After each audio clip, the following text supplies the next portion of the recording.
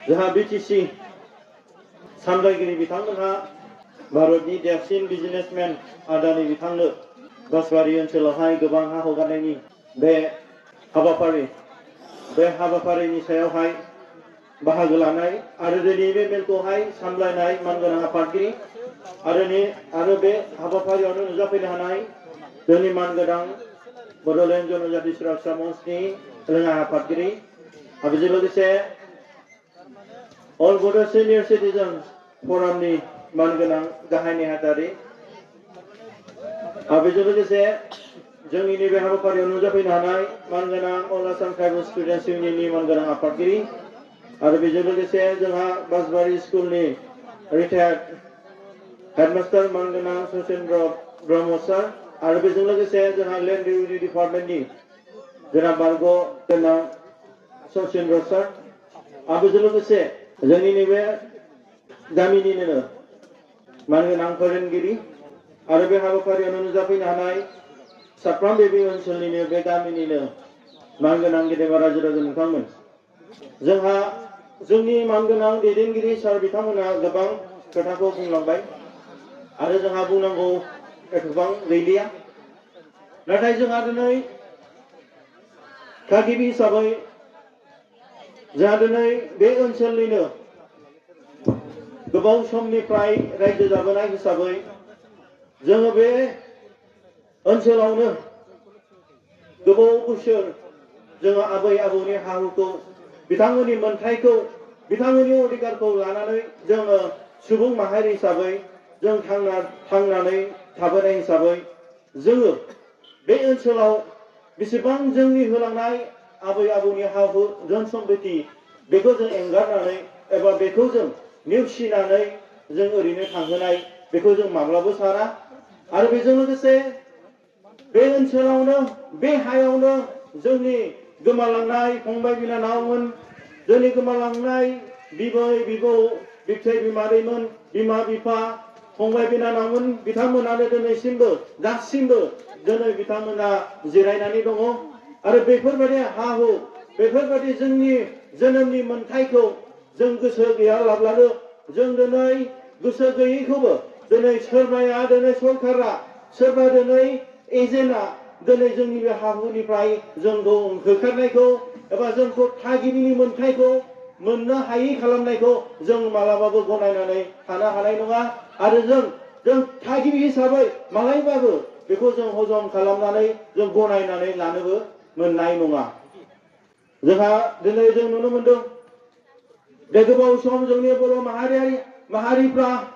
जोंनि बारग' बै समनि दैदेनगिरि बिथांमोनहा दिनै आलादा रायजोनि थाखाय गोबाव सोमावसारबोबाय दिनै बर' हारिनि थामोनथा रैखाथिनि थाखाय दिनै गोबांबार बिथांमोना आन्दलन खालामनानै सोरबाया मुंख्लं जालांबाय सोरबाया बिमा बिफा गोमाना जालांबाय सोरबाया मावरिया जानांबाय सोरबाया दिनै रान्दि जानांबाय सोरबाया दिनै मावरिया जानांबाय सोरबा जोंनि बर' बिब' बिनानावफ्रा दिनै जिनाहारि खालामजाबाय दा बैफोरबायदि हारिखौ रैखाथि होनो हाहुनि मोन्थायखौ जों मोननो थाखाय गोबाव सम जों सोमावसारदोंमोन नाथाय बै समनि सोमावसारनाया जेब्ला 2020नि बिटिआर गोरोबथा जायो अब्ला बै सिमाङा खेबसेयैनो जोबनानै थांबायमोन बै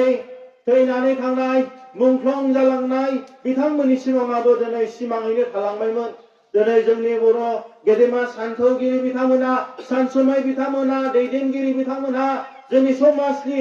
हारिखौ मोजां मोनग्रा बिथांमोना दिनै आन्दलनकारि बिथांमोना दिनै गोमोबायमोन दिनै बिथांमोना हांमा सोरबायमोन दिनैनि समावहाय सोर बर' जोहोलावफ्रा फिन खेबसे सोमावसारफिनगोन सोर जोहोलावफ्रा दिनै बै आद्रा थानाय सिमांखौ दिनै मोगथां महर होफिनगोन होननानै बिथां बयनिबो गेजेरावहाय दिनै साननाय सावरायनाय फैदोंमोन नाथाय बै समावहाय जोङो दिनै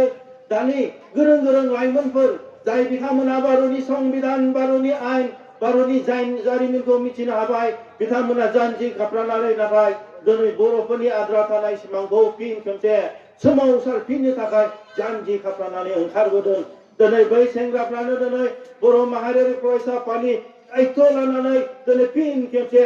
ब्रैथि बार सोमावसारनाय बर' हारिनि आलादा रायजो सोरजिनायखौ दिनै फिन खेबसे लांफिनदों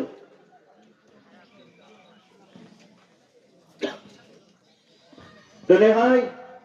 जेब्ला बर' माहारियारि फरायसा आफादा जोनोम जाफिनो अब्ला बै मुंख्लंफोरनि गोथै हाखराव धुप धुना सावनानै बिथांमोननि बोर आशीर्बाद लानानै जों फिन खेबसे सोमावसारफिननायनि जों जि समायखिराखौ जों लानानै जों मोसाबादे नेरनानै जों दिनै थाबायबोदों खुनु जोंनि लामा हान्थिनायाव खुनु जोंनि लामा थाबायनायाव सोरबा जेंना जेंसि फैयोब्लाबो बै जेंना जेंसिखौ मालाब्लाबो जोङो दिनै जेंना जेंसि सानाब्लानो जों आवगायलांदों जों खुनु गिनाय खुनु जोङो सोरखौबा फासयनाय बेवहाय जों गैयालासिनो मोसा फिसाबादि जों नेनानै आवगायबोदों आरो दिनैबो दाबो फैबाय थानाय समावहाय जेब्लानासिम बर'फोरनि देरसिन सिमां आलादा रायजो सेपारेट स्टेट बड'लेण्डआ जाया अब्लासिम अनसुआ बर' हारिया जों फिन सोमावसारनायखौ लांफिनगोन मानो होनोब्ला दिनै बर' हारिनि जि देरसिन सिमां आलादा रायजो सोरजिनायखौ मालाबाबो सोरबा आफादनो मालाबाबो सोरबा संगठनफोरनो मालाबाबो सोरबा माहारि आफादफोरनो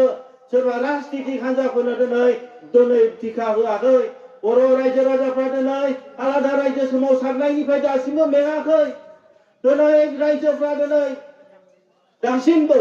बै आद्रा थानाय सिमांखौ मोगथां महर होनो थाखाय दिनै जानजि खाफ्रानानै दङ सोरबा आफादफ्रासो सोरबा संगठनफ्रासो दिनै जेनबाय जानो हागौ नाथाय बर' हारिया मालाबाबो दिनै जोंनि जोबथा सिमां आलादा रायजो सोरजिनायखौ मालाबाबो दिनै सोरनोबा सारेन्डार खालामाखै बेनि थाखायनो जेब्ला 2020 जोंनि जि सिमाङा फैमाल जायो अब्ला जोङो दिनै नाथाय जेननानै थायाखै मानो होनोब्ला जों मिथिगौ जेब्लानासिम जों आलादा रायजो मोना अब्लानासिम जोंनि साननाय हनाया मालाबाबो सुफुंजानाय नङा जों दिनै सोमावसारालासिनो बिजि खान्देसिम जों मोनाखै स्कुल गंसे जों मोनाखै हस्पिटाल गंसे जों मोनाखै लामा गंसे जों मोनाखै दालां गंसे जों मोनाखै बेनि थाखायनो जों मिथिगौ सोमावसारनाया मा जेब्लानासिम जोबलांगोन अब्ला बर' हारिनि थांनानै थानायनि थासारिया मालाबाबो दिनै मोजां अबस्थायाव फैनाय नङा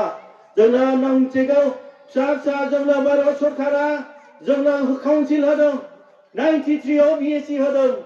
2003 बिटिसि होदों 2020 बिटिआर होदों बिथांमोनहा नाथाय बै फिसा फिसा काउन्सिला मालाबाबो बर' हारिनि गांनाय उखैनायखौ सुफुं हानाय नङा आरो थैजासिम बे सुफुंनो हानाय नङा बेनि थाखायनो जोङो फिन खेबसे जेब्लानासिम आलादा रायजोखौ जों मोना अब्लानासिम जोंनि साननाय हनायखौ जों मोगथां महर होनो थाखाय फिन जों सोमावसारनायखौ लांफिननांगोन जों दिनै बर' हारिनि थामोनथायनि थाखाय रैखाथिनि थाखाय जों सोमावसारदों जों व्यक्ति सार्थनि थाखाय जों सोमावसाराखै दिनै ओनसोलनि दैदेनगिरि बिथांमोना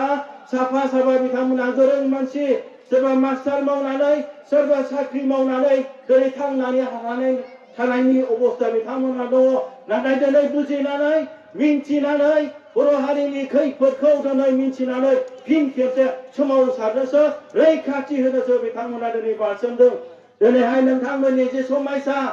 दे जोंहा बिटिआर एग्रिमेन्ट जानायनि उनावहाय हा हुनि रैखाथि पावारफ्रा बांसिन जानांगौमोन नाथाय दिनै खमायलांफिनदों गोहोआ दिनै खमायदों दिनै हा हुनि रैखाथियाबो दिनै जोबनानै थांदों जोंनि गावनि मानसि आंगो थागिबि बर' मानसिफ्रानो गावनि हायाव होखारजादों दिनै मानगोनां बिटिसिनि लेन्ड रेभिनिउ डिपार्टमेन्टनि फरेस्ट डिपार्टमेन्टनि मानगोनां फेरेंगा बिथांमोना गावनि आंगो मानसिखौ देउसि बायदियाव होखारदों दिनै फरेस्ट रिजार्भआव होखारदों दिनै बिथाङा जोंनि बर' लाइमोनफोरखौ दिनै मालाबा दंफां सिखावनि नामाव गावथारदों मालाबा अन्थाइ सिखावनि नामाव बिथांमोना हमनानै जेलाव सोदों दिनै जों बावनानै थाङाखै दिनै जोंखार आरो जनक आरो जोंखार बिथांमोनखौ दिनै हमनानै बिथांमोना फिन खेबसे गावथारदों दिनै बैफोरबादि खनले बुथार जाफिननाया दिनै जानानै थांदों बैफोरबादि जाथावै जाथायफोर बैफोरबादि बै समनि शान्ति सुक्तिनि उनावहाय जाय जिनिसा जोबनांगौमोन बे जिनिसा जोबालासिनो फिन खेबसे बै समनि बुथार जानाया गावजों गाव जाफिनदों नाथाय बै समावहाय जों जिरायनानै थायाखै जों आवाज होफिनदों आरो जों आवाज होलांबाय थागोन दिनै गेदेमा रायजो राजा नोंथांमोननि दिनैहाय जे आदायनिनो हा होनो नागिरदों बे हाया नोंथांमोननिनो आबै आबौनिनो होलांखानाय हा नोंथांमोना जोग हाजार गोबां बोसोर बे ओनसोलावनो रायजो जादों नोंथांमोननि आबै आबौमोनहा बे हायावनो दिनै जिरायनानै दङ दिनै नोंथांमोना सोरनिबा बिटिसि सरकारनि मानगोनां बिटिसिनि सिएम प्रमद बर' बिथांमोननि दिनै नारसिननायाव नोंथांमोना दिनै बिनिफ्राय सारेन्डार जायोब्ला गारनानै खारोब्ला बै गोमालांनाय बै दिनै बिथांमोना बेयाव हा सिङाव जिरायनानै थानाय बिथांमोननि मान सन्मानखौ नोंथांमोना दिनै फोजोबनाय जागोन आरो दिनै नोंथांमोननि जि मान सन्मान अधिकार हा हु नोंथांमोना थागिबि हिसाबै दिनै मोननांगौ बेखौबो नोंथांमोना दिनै फोजोबनानै लानाय जागोन मानो होनोबा दिनै इउनाइटेड नेशन्स अर्गानाइजेसन इउएनअ'आवहाय दिनै थागिबिफोरनो दिनै हा हुनि मोनथाय होनाय दङ बयबो दिनै गुबुन गुबुन हारि हारिसाफोर बादे जाय बिथांमोना गोजौ थाखोआव सहैबाय बिथांमोनजों समान समान जौगाफानो थाखाय मोजां दिनै बिथांमोना ट्राइबेलफोरनो थाखाय थांनानै थानायनि अधिकार होदों दिनै हा हुनि अधिकार होदों आरो दिनै इउनाइटेड नेशन्सनि बादे दिनै ट्राइबेलफोरा दिनै जाय हाखौ सोरबा भारत सरकारानो जाथों आसाम सरकारानो जाथों दिनै बिटिसि सरकारानो जाथों सोरबा गिदिर गिदिर कम्पानि आदानिमोन बादियानो जाथों बिथांमोनानि सेनानै लानो नागिरोब्ला नोंथांमोना दिनै गोसो गैयाब्ला बेखौ मालाबाबो सेनो हाया नोंथांमोनावनो सबसे देरसिन गोहो दं नोंथांमोनानो सबसे देरसिन क्षमता दं बेयाव थागिबिफोरनि हा हुखौ मालाबाबो सेनो हानायनि अधिकार गैया आरो बेजों लोगोसे भारतनि संबिधानाव 2006आवहाय जेब्ला जोंनो ट्राइबेलफोरनि हानि मोनथाय होदों दिनै right to place develops act बेवहायबो दिनै बिथांमोना भारत संबिधानाव लिरदों जे जाय बिथांमोना 2006नि आगोल 2005नि आगोल दिनै हाग्रा ओनसोलाव दिनै संसार जादों बिथांमोना बे हानिनो मालिक खुनु सरकाराबो खुनु सोरबा एजेन्सियाबो सोरबा पुलिस डिपार्टमेन्टआबो सोरबा फरेस्ट डिपार्टमेन्टआबो बेखौ होखारनो हाया बिथांमोना थांनानै थानो हानाय न' बां लुनानै थानो हानाय मावनानै दांनानै जानो हानायनि केपासिटिखौ दिनै जोंनो अधिकार होदों जोंनि थागिबि ट्राइबेलफोरनो बेवहाय बेयाव नोंथांमोनखौ होखारनो हानायनि खुनु गोहोखौ होआखै आरो जोंहा दिनै 2003आवहाय बिटिसिआ जेब्ला जायो अब्ला दिनै ट्राइबेलफोरनि थाखाय जोंनि 6 शेड्युलावहाय बिराद गिदिर गिदिर क्षमता होदों जाय क्षमताया जाहैबाय 2003आवहाय जोङो दिनै बे ओनसोलनिनो जों 6 शेड्युल ओनसोलनिनो जों थागिबि बे ओनसोलनिनो जों हानि मालिक आरो खुनु जोंनो सोरबा गभर्नमेन्टआ जोंनि कनसार्न गैयालासिनो गावबुरानि कनसार्न गैयालासिनो जों सावरायाब्लानो जोंखौ होखारनो हानाय खुनु क्षमता गैया गेदेमा रायजो राजा नोंथांमोन गासिबो नोंथांमोननि सायावनो नोंथांमोना सोरखौबा गियोब्ला सोरबा सरकारखौ गियोब्ला सोरबा मिनिस्टारखौ गियोब्ला सोरबा इएमखौ गियोब्ला सोरबा पुलिसखौ गियोब्ला सोरबा कम्पानिखौ गियोब्ला नाथाय खहाया नोंथांमोनासो जागोन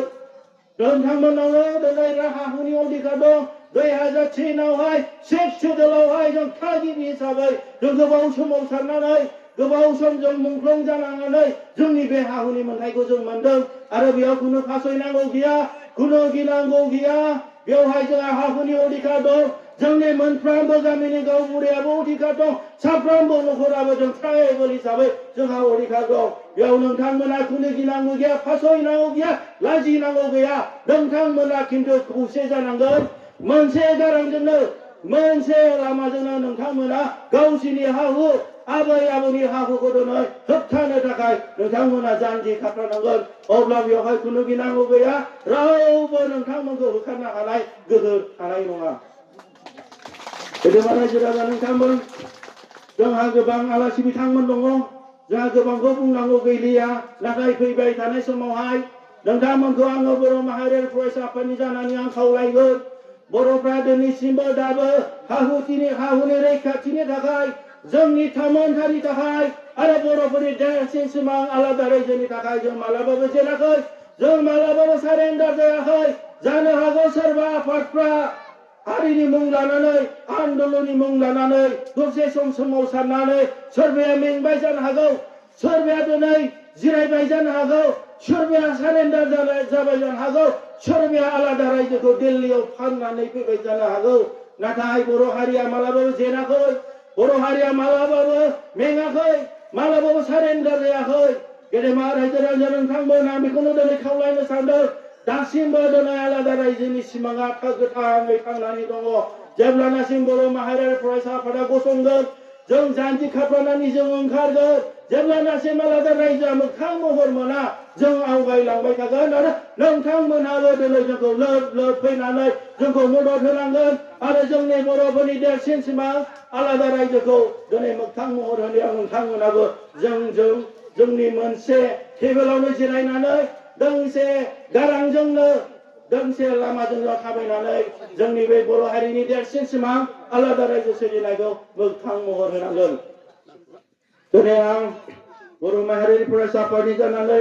गिबिबार नोंसोरनि ओनसोलाव फैनानै नोंथांमोनजों दिनै मोगा मोगि जानानै सावरायनो मोननानै आं जोबोद गोजोननाय मोनदों। आं आसा खालामदों फैबाय थानाय समाव जों बर' हारिनि थाखाय जों फैबाय थानाय समाव जों इयुन जोंनि फैबाय थानाय फंबाय बिनानाव उन्दै उन्दै गथ'फोरनि थाखाय बिथांमोननि मोजांनि थाखाय हारिनि जौगानायनि थाखाय राव हारिमुखौ थांनानै थानानै फोथांनो लाखिनो थाखाय बर' हारिनि थामोनथानि थाखाय जों ज' ज'यै खावलायनो मोनगोन होननानै आसा खालामबाय। आरो आं फैबाय थानाय समाव जों ज'यै खौसेयैनो जोंनि मोननांगौ बे हाहुनि मोन्थाय नोंथांमोननि हाहुनि अधिकारखौ जों दिनै फाइट खालामनानै दावहा नांनानै जाहाथे जों लाखिनो हायो बेखौनो आं नोंथांमोनाव आर'ज खालामबाय जाहाथे जों खौसेयैनो जों खामानि मावनो हायो आरो जों खौसेयैनो जों दिनै बिटिसि सरकार आसाम सरकार आरो भारत सरकार आरो बै आदानिमोन बादै बिथांमोनजों जों दावहा नांनानै जोंनि बै आबै आबौ होलांनाय आजै आजौनि हाहुनि मोन्थायखौ जों लाखिनो हायो आरो फैबाय थानाय समाव जों